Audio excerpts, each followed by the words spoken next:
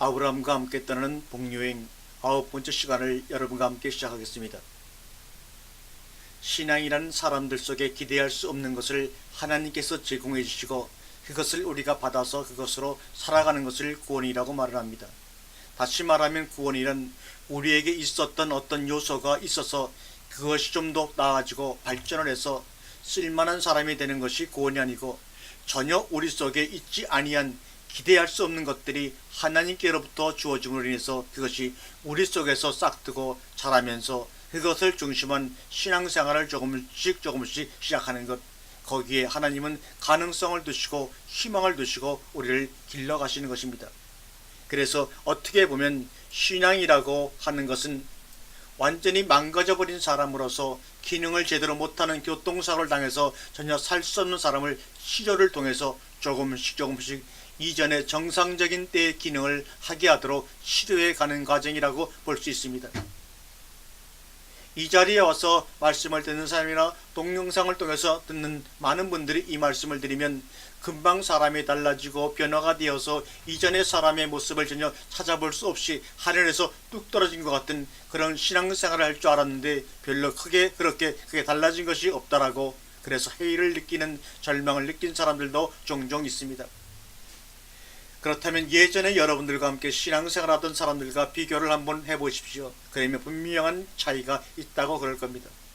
우리들의 세계에서는 우리가 어떻게 달라졌는지 우리가 알 수가 없습니다. 왜냐하면 앞서간 사람도 있고 뒤떨어진 사람도 있는데, 뒤떨어진 사람은 저 사람들과 같아 보이고 앞서간 사람들은 좀 나아 보이기는 하지만 그렇다고 해서 사람이 아닌 것은 아닙니다.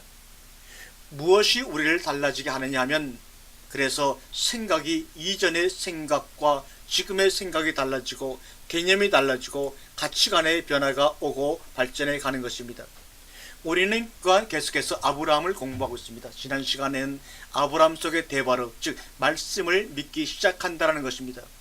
사도 바울은 갈라디아서에서 아브라함의 믿음을 가진 자는 아브라함의 복을 받는다라고 합니다. 많은 사람들이 아브라함의 믿음이 뭐냐 마음속으로 궁금해합니다. 주석도 찾아보면 아브라함이 하나님 말씀에 순종을 잘했다는 것이다, 그것이 아브라함의 믿음의 행동이고 그래서 아브라함은 복을 받았다 그럽니다. 오늘날도 설교자들이 아브라함에 대해서 다 그런 주제로 설교를 합니다. 그러니까 너희들도 목사의 설교 잘 듣고 잘 순종하면 아브라함처럼 복을 받는다라고 합니다. 그러나 자세히 들여다보면 아브라함이 하나님 말씀을 잘 순종했던 때와 아브라함이 하나님의 대바르 말씀을 받아서 그것을 믿었던 때가 분명히 다르다는 것을 알 수가 있습니다. 지금 하나님께서는 아브라함의 믿음을 보시는 것이지, 아브라함이 하나님의 말씀에 잘 순종해서 고향 친척 아비 집을 다 버리고 낯설고 물서른 객지에 와서 하나님 말씀대로 잘 순종하고 있다라고 하는 사실에 점수를 주고자 하는 것이 아닙니다. 어떻게 코도 눈도 없는 하나님의 대바르 말씀이 아브라함 속에 와가지고 그것이 믿음이 되었느냐 하는 것입니다. 노아라는 할아버지는 엄청난 일을 했습니다. 대홍수를 100년 동안 믿음으로 지켜서 하나님의 말씀을 순종해가지고 방주를 지어서 끊어질 때를 이어갔습니다. 빼놓을 수 없는 조상이고 잊을 수 없는 공로자입니다. 그러나 그에게는 하나님의 대바르가 없는 그저 하나님 말씀에 순종할 따름이었습니다. 그 사람을 믿음의 조상이라고 우리는 말하지 않습니다. 당당하게 아브라함을 믿음의 조상이라고 말을 합니다.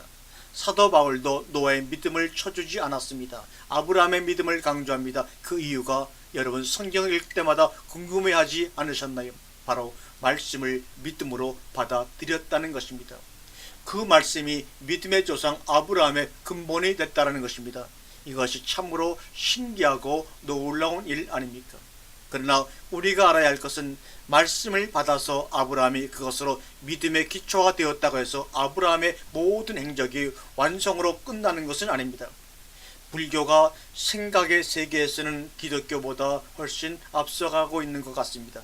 물론 기독교도 말씀이 오게 되면 그때부터 많은 생각을 하게 됩니다. 그러나 말씀이 오기 전에는 사람들이 그저 설교나 듣고 이해나 하고 그것을 어떻게 순종해 보려고 하는 노력 정도나 하지 깊은 생각을 하지 않습니다. 그런데 불교는 시작부터가 생각으로 시작을 합니다. 그런데 그들에게도 양대 주장이 있습니다. 깨달음 즉시 수양도 바로 이루어지느냐, 아니면 깨달아서도 점진적으로 수양을 쌓아가야 되느냐 하는 것입니다. 그래서 송강사 측은 도노를 얘기하고 돈수를 얘기하고 해인사 측은 도노를 주장합니다. 그렇다고 불교가 갈라지지는 않습니다. 그럼 기독교는 뭐냐? 하나님의 말씀이 우리에게 왔을 때를 도노라고 생각하는 것입니다. 아침 해가 뜬다는 말입니다. 그때부터 깨닫기 시작을 하는 겁니다. 우리는 지난 시간에 아브라함에게 말씀 즉 도노의 사건이 일어났다는 것입니다. 그러면 아브라함이 완전히 하나님이 됐느냐? 더 이상 실수하지 아니하고 더 이상 절룩거리지 아니하고 올곧게 바로 직행할 수 있느냐 하는 겁니다. 그것을 가르쳐주는 것이 오늘의 말씀입니다. 그러면 오늘의 말씀은 우리들에게 엄청난 경고와 교훈을 줍니다. 무슨 말인고 하면 도노의 사건이 일어난 이후에 그의 삶이 도노적인 삶이 못 되었을 때 그 결과로 오는 해악이 무엇인가를 우리들에게 잘 가르쳐주고 있습니다. 말씀이 와서 우리의 믿음이 되었다면 그 다음부터는 말씀이 와서 그 말씀이 우리의 믿음이 되어가지고 그 믿음이 믿음으로 이끌어서 의인의 삶을 살게 했어야 합니다. 그렇게 살았어야 합니다. 그것 때문에 사도 바울이 로마서 1장 16절에서 그렇게 강조를 한 것입니다. 복음 속에는 하나님의 의가 나타나서 믿음으로 믿음에 이르게 하나니 오직 믿음은 의인으로 말미암아 살리라. 우리가 지금 2단계 와서는 경거망동을 하면 아니 됩니다. 2단계 와서 싸가지 없고 버릇없는 행동을 해서는 안 되는 이유가 그 사실을 경험했다는 것입니다. 도노가 나를 이끌어 간다라고 하는 사실을 우리는 체험했습니다. 그럼에도 불구하고 아브라함이 거기를 따르지 않았습니다. 그렇다고 해서 아브라함 자신에게 즉시 형벌이 내려진다든지 하나님의 책망이 내려진 것이 아닙니다. 그 해악은 모두 후손들이 감당할 몫이 되었습니다. 여러분, 오늘날 우리가 왜 하나님의 말씀대로 잘 살아야 하느냐는 겁니다. 텔레비전 드라마나 영화를 보면 거의 100%가 권총징악에 대한 주제를 가지고 이끌어갑니다. 그래서 나쁜 놈은 징벌을 받고 옳은 사람 반드시 승리를 한다는 것을 교훈으로 합니다. 그런데도 왜 이 세상은 좋아지지 않느냐 하는 겁니다. 악은 날로 승하고 범죄는 날로 극악해져 갑니다. 이제 치안이라는 것은 뒤처리를 하는 것밖에 안 됩니다.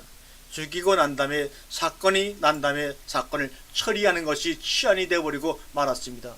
예방의 방법이 사라져버린 시대입니다. 이것이 왜 그렇습니까? 아담이라는 사람의 순간적인 잘못이 6,000년이라는 엄청난 세월 동안 우리들이 악의 협박과 공갈 속에서 벌벌 떨어야 되는 삶을 살게 된 것입니다. 그런데 오늘 말씀은 아브라함의 순간적인 잘못된 생각이 그 후손들을 400년 동안 이방의 객이 되어 핍박을 받고 노예로서 갖은 수모를 받게 하는 원인이 되었다는 겁니다. 저는 세상에 살면서 소위 말해서 저런 세상의 것들은 왜 저렇게 복을 많이 받아서 가난도 모르고 배고픔도 모르고 헐벗음도 모르고 저렇게 잘 사는지 화가 날 때도 있습니다. 그러나 따지고 보면 그런 후손들 속에는 그럴 만한 복을 끼쳐준 선조들이 있었기 때문에 그런 것입니다. 얄밉도록 잘 살고 복을 누리고 사는 사람들은 그 선조들이 무엇인가를 해 놓았기 때문입니다. 피땀 흘려 돈을 많이 벌어놨든 사기를 쳐서 땅 투기를 잘해놨든 뭔가가 분명히 있었습니다.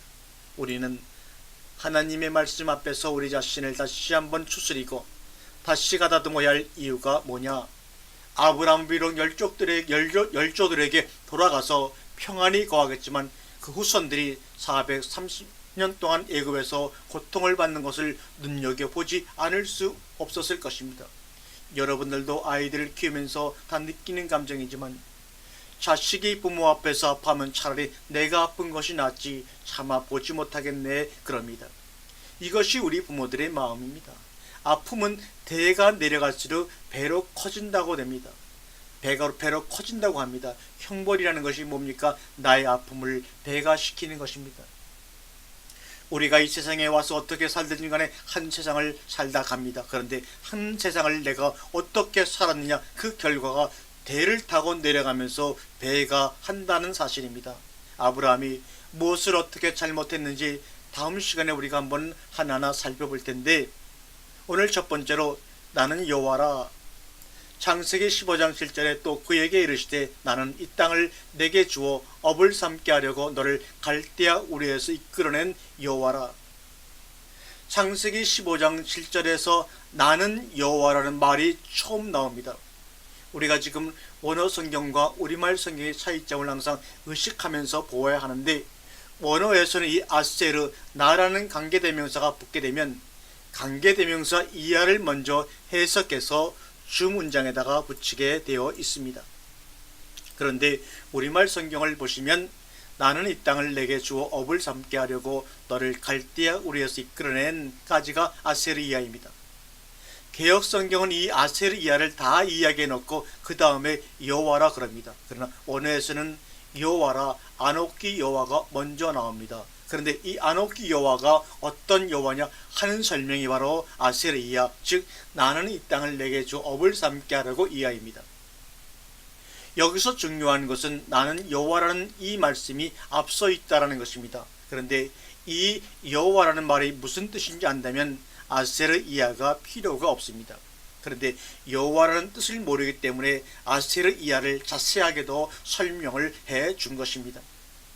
그러면 한마디로 말해서 아세르 이하가 뭐냐? 갈대아 우르라고 하는 민전치사가 시작입니다. 그 다음에 이 땅을 하면서 목적어가 들어가 있습니다. 그러면 여호와가 어떤 분이냐면 갈대아 우르부터 이 땅까지, 즉 시작부터 목적까지입니다. 이것을 시작부터 목적까지 여호와라는 것입니다. 나는 알파와 오메가요, 처음과 나중이요, 시작과 끝이라는 말입니다. 그러니까 여호와라는 이름은 내가 항상 너와 함께 하겠다는 이름입니다. 우리가 성경을 볼 때 오해하지 말아야 할 것은 이 문자적인 내용에 빠지지 말라는 것입니다. 하나님은 나를 갈대아 우르에서 이끌어내서 이 땅을 주어서 상속받게 하게 하려고 하시는 하나님이구나. 이것이 우상이라는 겁니다. 우리는 습관이 항상 조목조목 따집니다. 그러니까 교회에서도 기도 제목을 삼아라 그럽니다. 아들 서울대학 들어가게 해주시고 우리 남편 승진하게 해주시고 이렇게 조목조목 구체적으로 이루어달라고 기도해야지 하나님이 응답해 주시지, 이렇게 얘기합니다. 그게 도대체 무슨 말입니까? 그러면 거기에 여호와는 뭡니까? 심부름센터 직원입니까? 그러지 말라는 겁니다. 여기서 바로 아노키라는 인칭 대명사가 등장하는 것은 내가 주인이다라고 하는 것을 강조하는 겁니다. 앞에서도 보세요. 그가 또 그에게 이르시되입니다. 우리가 성경을 볼 때 처음에 나오는 말씀을 보시면서 하나님이 무엇을 나에게 말씀하시려고 하시고 무엇을 깨닫게 하시려고 하시는가를 깨달아야 합니다. 지금 이 문장을 보면서 하나님이 여기서 지금 어디에다가 포인트를 맞추고 계시구나 하는 것을 알아야 한다는 것입니다. 보세요. 아노키 이하는 인칭 대명사가 안 들어가도 됩니다. 나는 여호와다 그래도 됩니다. 그런데 아노키를 넣었을 때는 너는 아노키의 상대라는 얘기입니다. 너는 아노키의 상대라는 얘기입니다. 굉장히 중요한 얘기입니다. 명절날만 되면 우리가 착각하는 것이 무엇을 갖다가 드리면 기뻐하실까라는 착각을 하지 말라는 겁니다. 부모들은 자식들이 그저 찾아오는 것이 좋은 것입니다. 찾아오는 것이 좋은 것이고 얼굴을 보여주는 것이 기가 막힙니다. 맛있는 것 먹고 싶은 것이 아닙니다. 우리는 하나님에 대해서 오해하면 아니 됩니다. 하나님은 우리가 보고 싶으신 것입니다. 오늘 이렇게 여러분들이 나와 있는 것이 그분의 최고의 기쁨입니다. 무슨 핑계를 대고 예배당에 안 나올 수 있습니다. 무슨 핑계를 대고 기도하지 않을 수도 있습니다.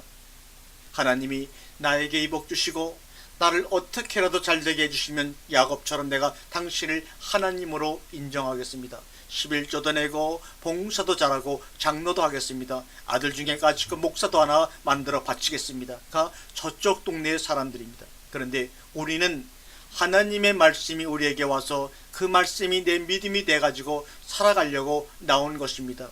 우리 조목조목 따지지 맙시다. 나는 내 부모다 그러면 되는 겁니다. 부모가 무엇을 꼭 해줘야만 부모입니까? 살아 계시기만 해도 감사한 것 아닙니까? 여호와를 고유명사로 보지 마세요. 엘로힘도 고유명사가 아닙니다. 보통 명사입니다. 여호와가 뭐냐? 하야동사, 영어로 말하면 비동사에서 온 것 아닙니까? 명사 앞에다가 요드를 붙여 넣으면 고유명사가 되는 겁니다. 이스라엘도 앞에다가 요드가 붙어 있기 때문에 이스라엘이 되는 겁니다. 엘로힘은 사람 속에 와서 사는 게 아닙니다. 그런데 엘로힘 중에 여호와만 사람 속에 와서 같이 더불어 함께 하십니다. 언제부터? 창세기 2장부터. 그래서 창세기 1장은 사람들과는 상관이 없는 엘로힘 세계의 신들입니다. 이 여호와 하나님만 사람과 같이 살고 싶어 하시기를 좋아합니다. 여러분, 내가 죽을 때 자식들에게 무엇을 남겨줄 것이냐 고민해야 합니다. 우리는 병들고 나면 자식들에게 무엇을 해줄 수가 없습니다. 우리 부모 세대들이 꼭 알아야 할 것은 앞으로 우리 세대는 자식들에게 집만 안 되어도 효자가 아니라 효부모가 된다고 합니다. 그런데 아브라함의 하나님이 이삭이 되고, 아브라함 하나님이 이삭의 하나님이 되고, 이삭의 하나님이 야곱이 됩니다. 아브라함은 갔어도 이삭의 하나님은 계십니다. 나는 이 세상에 없고 내 자식들에게 무엇을 해줄 수가 없어도 내가 섬기던 그 여호와 하나님만큼은 자식들의 하나님이 되고 손자들의 하나님이 되어야 합니다. 내가 해줄 수 없는 것, 그 이상의 것을 그분이 다 해주십니다. 이 하나님만큼은 꼭 물려주고 가세요. 재산이라는 것은 부자 3대를 못 갑니다. 오히려 그 재산이 그놈들을 망칠 수도 있습니다. 그러나 하나님은 아무리 바위로 내리쳐도 깨지지 않습니다. 부도나지 않습니다. 그런데 두 번째, 아브라함의 물음이 뭐냐?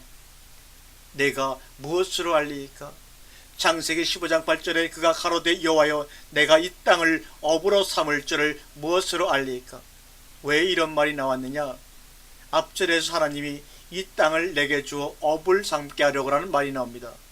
갈대아 우르는 과거고 아직 미완성은 업을 삼게 하는 것입니다. 그러니까 아노키 여호와라는 것이 뭐냐? 나에게 무엇을 해줄 수 있는 하나님이냐 하는 겁니다. 기가 막히죠. 당신 내 아버지요, 아버지가 나한테 해준 것이 무엇이 있습니까? 이 말입니다. 성경이 베스트셀러고 가장 오래된 고전이면서도 왜 사람들에게 인기가 없는 거 하니? 자기를 공격하기 때문입니다. 하나님을 이렇게 해석하지 맙시다. 인기가 없고 사람이 안 모인다고 할지라도 하나님을 이렇게 해석하면 설령 하나님께서 능력이 있으시니까 불쌍해서라도 들어주실 수 있습니다. 내 믿음대로 될 자다라고 하고 들어줄 수도 있는데, 중요한 것은 나의 그런 하나님은 후손의 그런 하나님도 되신다는 겁니다. 그런데 그 하나님은 후손까지도 내려가지 않습니다. 야곱의 하나님은 되실지언정 에서의 하나님은 안 되십니다. 안 되시는 것이 아니라 되시고 싶은 마음이 없습니다. 무엇으로 알리이까? 아니, 분명히 하나님께서 내게 땅을 줘 유업으로 삼겠다고 분명히 앞에서 말씀했는데 무엇으로 알리이까? 이것이 바로 아브라함의 하나님의 해석법입니다. 우리는 조건으로 하나님을 따지지 않고 하나님 자신을 사랑하고 그 나라에 가서 살고 싶어하는 자들입니다. 우리는 영원한 복음을 믿어야 합니다. 그러자 하나님께서 아브라함에게 다시 질문에 대답을 하십니다. 너는 나를 위하여 취할지니라. 창세기 15장 9절에 여호와께서 그에게 이르시되 너는 나를 위하여 3년 된 암소와 3년 된 암염소와 3년 된 수양과 산비둘기와 집비둘기와 새끼를 취할지니라. 여기 보시면 그러자 여호와께서 그에게 이르십니다. 너는 나를 위해서 취할지니라. 이래서 나를 위해서 취할지니라. 잘 이 말씀을 기억하고 있으시기 바랍니다. 그런데 우리말 성경을 보면 나를 위하여 그리고 취할지니라 동사가 끝에 갑니다. 그러니까 조목이 중요한 것이 아니라 취하는 것이 중요한 것입니다. 나를 위하여 취할지니라. 무엇을 취하느냐? 3년 된 암소와 3년 된 암염소와 3년 된 수양과 산비둘기와 집비둘기 새끼를 취하라. 하나하나 해석할 때가 아마 오겠지만, 그러나 중요한 것은 조목이 아니라 무엇을 바치는 그 양 종류가 아니라 너는 나를 위하여 취하라입니다. 그런데 기가 막힌 사건이 바로 다음 절에 등장하고 맙니다. 창세기 15장 10절에 아브라함이 그 모든 것을 나를 위하여, 하나님을 위하여 취하는 것이 아니라 자기를 위하여 취한다고 말합니다. 아브라함이 그 모든 것을 자기를 위하여 취하여 그 증거안을 쪼개고 그 쪼갠 것을 마주 대하여 놓고 그 새는 쪼개지 아니하였으며, 아브라함이 자기를 위하여 취하는 장면이 나온단 말입니다. 9절의 리와 10절의 로의 차이가 있습니다. 리는 나를 위하여이고 로는 자기를 위하여가 됩니다. 그 다음에 봅시다. 아브라함이 그것들을 취한 다음에 무슨 짓거리를 하는가 하면 쪼개버립니다. 다 쪼개 넣습니다. 그런데 새는 죽이기는 죽이는데 쪼개지 않고 그냥 놔둡니다. 분명히 9절에서는 나를 위하여 취하라고 그랬습니다. 여기 어디 쪼개라는 말이 들어가 있습니까? 없습니다. 그런데 자기 멋대로 난도질에 쪼개 놓느냐는 말입니다. 교회가 서면 하나님의 말씀을 믿는 사람들이 모여서 교제하고 말씀을 나누고 사랑하고 우애하고 하면 됩니다. 왜 수많은 교단들이 이렇게 난립하고 쪼개져 있습니까? 다 자기 자신들을 위해서 그리한 것입니다. 집 옆에다가 교회를 놔두고 왜 교회 버스를 타고 멀리까지 가야 되느냐 하는 겁니다. 그것을 누가 다 쪼개놨습니까? 통합은 뭐고 합동은 뭡니까? 말씀은 하나이지 둘이 아닙니다. 아브라함이 이 짓거리를 해놓은 이유가 뭐냐? 이것은 그 당시 이것이 계약을 할 때 하던 짓거리입니다. 그때 당시 문화는 종이에다가 계약서를 쓰는 것이 아니라 이 짓거리 동물을 잡아 쪼개므로 말마 쌍방간에 계약을 한 것입니다. 그래서 계약하다라는 베릿 동사가 여기서 나온 것입니다. 쪼개다라는 뜻에서 계약하다라는 뜻이 나왔습니다. 이 땅을 업으로 주실 줄을 무엇으로 알리까? 그러자 하나님의 말씀이 이것들을 취하라 그러니까 계약서를 쓰자는 얘기시구나. 이게 지금 그 계약서를 써놓은 거지 우리가 평생 그대로 하나님을 위하여 제물의 제단을 드리는 것이 아닙니다. 여러분 왜 말씀으로 못 믿습니까? 말씀을 경험하지 않았습니까? 그러면 이제부터 대바르 말씀이 계약서가 되어야지. 이 성경이 뭡니까? 테스티먼트죠. 바로 계약서입니다. 무슨 짓거리를 하고 있는 겁니까? 이게 믿음입니까? 그런데 맨 처음 찾아온 것이 솔개입니다. 피냄새를 풍기기 시작하니까 누가 와야 되느냐? 누가 와야 되는데 그 하나님이 오신 것이 아니라 솔개가 옵니까? 여호와 하나님이 나타나서 계약을 해야 되는데 솔개가 나타난 것입니다. 피냄새, 돔냄새 풍기면 안 됩니다. 남는 것은 죽음뿐입니다. 그리고 나서 무엇이 찾아옵니까? 7번째로 깊은 잠과 캄캄함이 두려움이 그 위에 내려오더라. 창세기 15장 12절에 해질 때 아브라함이 깊이 잠든 중에 캄캄함이 임함으로 쉼이 두려워하더니, 본문을 보면 타르테마라는 단어가 있습니다. 이 단어는 영어로 deep sleep입니다. 깊은 잠입니다. 그래서 이 사건이 처음에 어디서 시작이 됐느냐 하면 에덴 동산에서 시작을 하는 것을 여러분은 감을 잡았을 것입니다. 하와가 생겨날 때 아담을 깊은 잠에 떨어지게 합니다. 바로 이 깊은 잠이란 말이 타르테마입니다. 그래서 타르테마가 나오면 언제든지 니펠라라는 동사, 잠든 중에라는 나팔 동사가 꼭 붙어서 나옵니다. 나팔 동사는 떨어지다라는 타락 동사입니다. 이 깊은 잠이 뭐냐? 마치냐 에스타시스냐 신학적으로 논란이 많습니다만, 그런데 이것은 사람이 피곤해서 떨어지는 깊은 잠이 아니라 하나님이 순간적으로 기적적으로 그 사람에게 주신 깊은 잠입니다. 그런데 이 잠이 나타날 때는 항상 문제가 생깁니다. 그래서 사도 바울은 너희가 시기를 알거니와 자다가 깰 때가 되었다라고 한 것입니다. 이 잠이 무슨 잠이냐? 거짓 선지자들에게 주는 잠입니다. 큰 캄캄함과 함께 오는 것이 뭐냐? 이것이 오면 에이마 두려움입니다. 그래서 요한일서 저자는 두려움에는 형벌이 따른다라고 한 것입니다. 여러분들, 우리가 신앙생활을 하면서 두려우면 큰일 납니다. 믿음은 담대함이지 두려움이 아닙니다. 아브라함에게 두려움이 임한 것입니다. 오금이 막 저려옵니다. 여러분, 눌린 꽃이나 내린 꽃을 하는 무당들은 교회를 못 들어온다고 옵니다. 교회를 딱 들어오면 발이 떨어지질 않습니다. 어떤 무당들은 질질 오줌을 싸면서 식은 땀을 뻘뻘 흘립니다. 그 사람들은 사실이죠. 지금 어떤 쇼가 아닙니다.